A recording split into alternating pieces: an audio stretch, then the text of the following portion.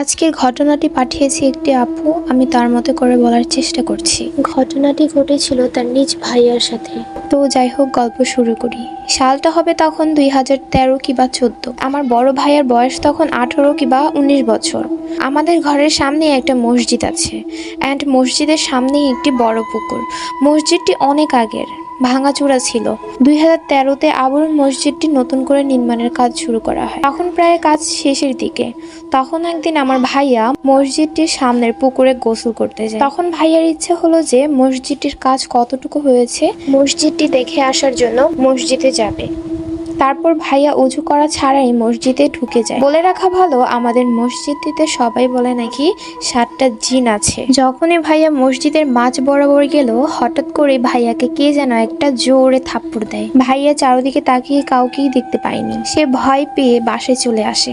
বাসায় আসার পর আম্মু দেখে যে ভাইয়ার পুরো শরীর কাঁপতেছে, অ্যান্ড ভাইয়ার বাম গালে হাতের 5টা আঙ্গুলের ছাপ বসা। তখন আম্মু জিজ্ঞাসা করলে ভাইয়া আম্মুকে সব খুলে বলে, অ্যান্ড আম্মু ব্যাপারটা নানুকে বলে। তখন নানু বলে যে এটা হয়তো জিনের কাজ, অজু করা ছাড়া ওখানে গিয়েছে, তার জন্য হয়তোবা তাকে সতর্ক করে দিয়েছে। ব্যাপারটা এখানে শেষ হলে হয়তোবা ভালো হতো, কিন্তু ব্যাপারটা এইখানে শেষ নয়। তার কিছুদিন পর ভাইয়া রাতে ঘুমের মধ্যে একটা স্বপ্ন দেখে। স্বপ্নের মধ্যে দেখে সে আমাদের মসজিদের সামনে 7টা হুজুর এবং ভাইয়া সেই হুজুরের সাথে কোলাকুলি করতেছিল। তখন একটা হুজুর ভাইয়াকে বলে, তোকে আগে কিছু বলিনি, শুধু একটা থাপ্পড় দিয়েছিলাম, আর কিছু করলে তোর খবর আছে। এটা বলে হুজুররা চলে যায়, অ্যান্ড ভাইয়ার ঘুম ভেঙে যায়। তখন এই স্বপ্নের কথা নানুকে বললে নানু জানান যে ভাইয়ের সাথে নাকি একটা ভালো জিন আছে। তিনি চান ভাইয়া সৎ পথে চলুক, তাই এমন করতেছে। পরে আমরা আম্মুর থেকে জানতে পারি, ভাইয়া যখন আম্মুর পেটে ছিল তখন একদিন রাত প্রায় 12টার পর আম্মু আব্বু কোথা থেকে যেন মসজিদের সামনে দিয়ে বাসায় আসতেছিল। তখন তাদের নাকে নাকে অনেক সুগন্ধ আসতেছিল, মানে আতরের ঘ্রাণ আসতেছিল।